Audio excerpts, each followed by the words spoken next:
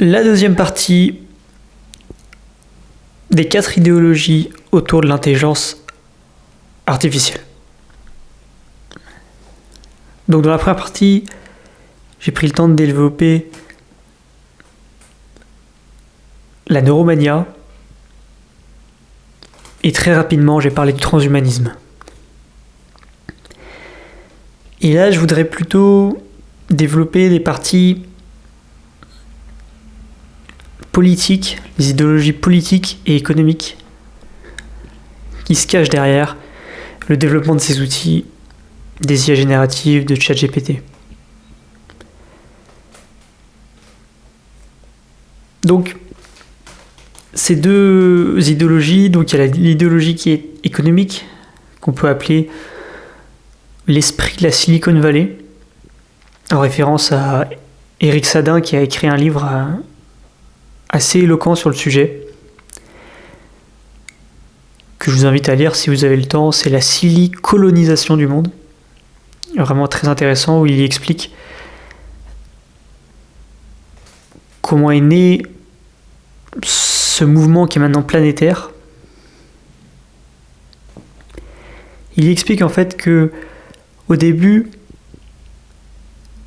c'était simplement circonscrit à la côte ouest des États-Unis dans les années 40 et au sortir de la guerre avec l'université de Stanford. Et l'idée à l'époque, c'était simplement de créer des collaborations pour favoriser l'excellence universitaire avec le domaine de l'industrie, de l'électronique et le domaine militaire.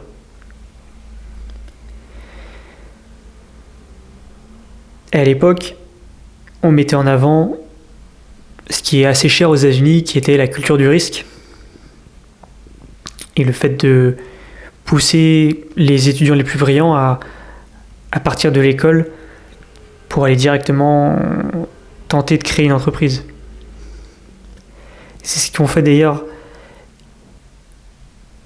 Hewlett et Packard, 2 étudiants dont le professeur en fait leur a dit d'aller tenter de créer leur entreprise, et ça a donné une des premières startups et entreprises de la Silicon Valley, qui est HP, qu'on connaît beaucoup moins maintenant, mais qui à l'époque a créé des ordinateurs, la marque HP. Et donc ensuite, les décennies passant, on arrive dans les années 70, et on arrive ici dans une deuxième Silicon Valley, comme Eric Sadin le décrit très bien, une deuxième Silicon Valley où la culture du risque va être encore plus mise en avant, et on va voir émerger la figure de l'entrepreneur visionnaire.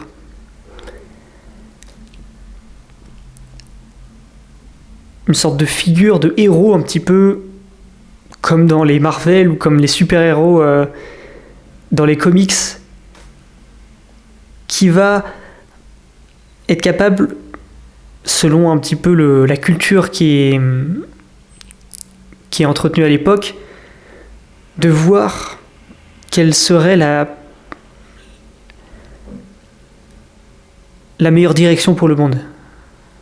Ce serait des sortes de guides. C'est des sortes de Che Guevara de l'électronique, comme dit Eric Sadin dans son livre, qui est vraiment une expression que j'aime bien. Et ensuite, cette Silicon Valley, dans un troisième temps, plutôt dans les années 90, à l'aube du XXIe siècle, avec aux États-Unis l'effondrement des avions sur les tours jumelles, sur le Pentagone, cette troisième Silicon Valley va prendre un aspect beaucoup plus sécuritaire, beaucoup plus concentré sur la cybersécurité et le développement de plateformes, d'infrastructures lourdes pour resserrer au niveau économique les enjeux. Et c'est là que il va y avoir le développement des grandes entreprises, Google, Facebook, Apple, c'était déjà un petit peu le cas par le passé. Des grosses firmes dont les infrastructures vont être développées et dont les modèles économiques vont commencer à apparaître pour avoir une volonté de puissance et de contrôle. À partir de ce moment-là, le rapport à la technologie, à la technique, il est lié au rapport de force. Et donc dans tout ce climat-là, les géants de la tech vont commencer à émerger. Ensuite, une quatrième Silicon Valley va commencer à faire le jour aux alentours des années 2000, lorsque ces acteurs-là, qui commencent à être de plus en plus puissants, ayant un nombre de plus en plus important d'utilisateurs, vont commencer à étudier de plus en plus ces utilisateurs, justement. Et vont recueillir toutes les données numériques, les traces laissées par les utilisateurs de ces outils, pour ensuite les utiliser afin de les revendre à des fins commerciales, et donc permettre encore plus de s'organiser, de s'agrandir, de s'étoffer et d'être de plus en plus influent en fait dans le monde, d'avoir un contrôle de plus en plus important de l'information.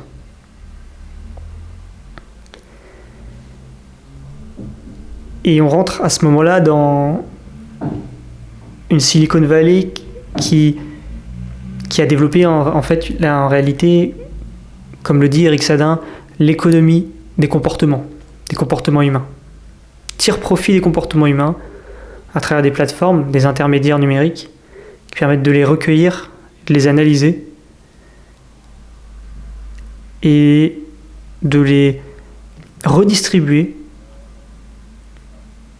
à d'autres entreprises qui peuvent avoir des intérêts par rapport à ces données personnalisées sur chacun des utilisateurs. Tout ce processus-là, il n'est pas passé inaperçu dans le reste du monde. Et c'est pour ça qu'aujourd'hui, il s'est étendu à la surface du globe. Et maintenant, on parle plus d'une Silicon Valley, mais d'un esprit de la Silicon Valley. Parce que ce soit en France, en Angleterre, au Canada, et bien sûr en Chine, et dans plein de pays qui visent le développement économique, on recrée ces pôles d'excellence informatique qui collaborent avec le milieu universitaire et avec le monde des startups. Et donc on recrée cet esprit de la Silicon Valley, qui est un esprit qui est résolument optimiste par rapport à la technologie, persuadé qu'elle est forcément la solution pour le bien de l'humanité. Jacques Ellul l'a très bien décrit dans plusieurs de ses livres. C'est-à-dire que le rapport de cette idéologie à la technologie, c'est qu'elle la sacralise. Et au même moment où on peut observer un recul de certaines religions et de la spiritualité dans les sociétés occidentales, on observe ces dernières décennies de plus en plus une sacralisation, une adoration, une fascination pour ces objets techniques, pour cette technologie qui est mise en avant. Et donc, je pense que chaque idéologie a son angle mort, on va dire. Et celle-là, l'angle mort qu'elle a, c'est de voir que l'aspect positif, optimiste de tous les outils qu'elle développe, et de ne pas voir forcément les conséquences, de ne pas prêter suffisamment d'attention et de vigilance sur les conséquences que ça peut apporter sur l'humain, sur la société. C'est pour ça que sur cette chaîne, je vais essayer de parler un petit peu des conséquences sur notre cerveau, sur notre psychologie, sur nos rapports aux autres, de l'utilisation des IA génératives, comme ChatGPT par exemple. Il y a déjà des études qui sont en train d'être élaborées, qui ont été publiées sur les conséquences possibles. Bien sûr, c'est que des hypothèses pour l'instant, on ne peut rien affirmer. Ça va prendre du temps avant de se rendre compte, mais au même titre que ce qui a émergé dans les années 2010 à 2020 avec les réseaux sociaux, on se rend compte aujourd'hui, avec un petit peu de recul, des conséquences que ça a sur les individus, sur leur capacité à se concentrer. Le fait par exemple qu'à l'école, les enfants ont de plus en plus de mal à lire un livre, tout simplement. Donc d'un côté, on a cette idéologie, l'esprit de la Silicon Valley qui sacralise la technique, et de l'autre, une idéologie plus politique. C'est l'idéologie technocritique qui va, elle, à l'inverse, diaboliser la technique, si on peut dire. En tout cas, une tranche du technocritique va diaboliser la technique. En fait, le technocritique, ce mouvement, il existe depuis le XVIIIe siècle, et c'est en fait Jean-Jacques Rousseau qui va l'initialiser, en parlant dans un de ses livres qui est Le rêveur et le promeneur solitaire. Il va parler de l'avilissement de l'homme qui se perd à travers le progrès technique. Donc déjà à l'époque, on avait déjà une réflexion en fait sur ce qui étaient les premières machines qui se développaient. Et un petit peu en parallèle, donc cette fois c'est plutôt en Angleterre, il va y avoir aussi un autre mouvement qui va émerger, c'est le mouvement luddite, donc on appelle ça comme ça, LUDITE, qui va consister à détruire les machines de l'époque qui servaient pour le tissage dans les usines, notamment à Manchester. Et un certain nombre de personnes, en fait, des ouvriers notamment, considéraient que c'était quelque chose qui allait rendre les humains complètement esclaves de ces machines, et on commençait à les détruire. Des machines qui appartenaient à certains entrepreneurs qui avaient commencé à initier la révolution du textile.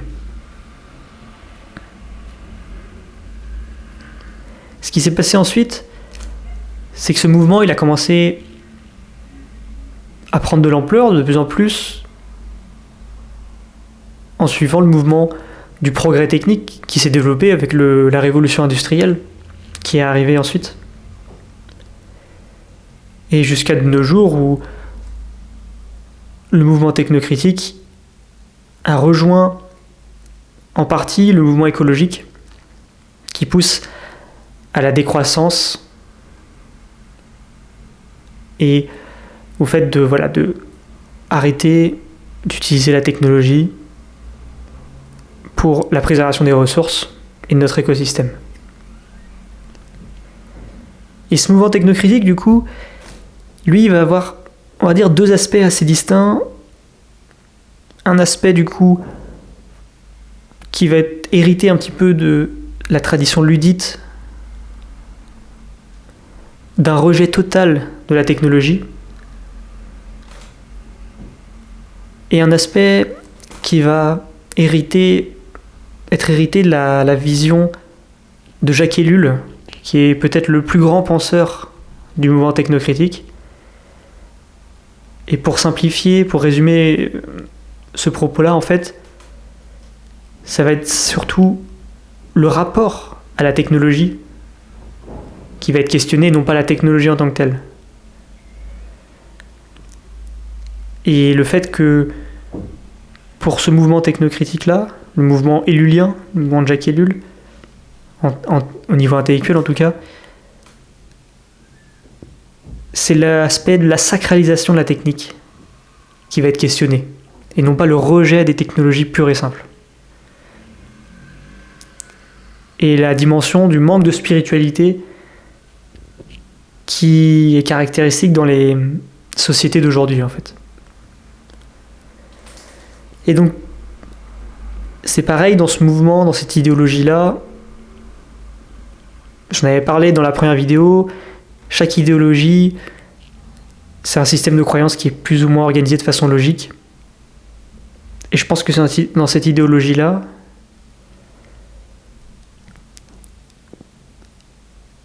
c'est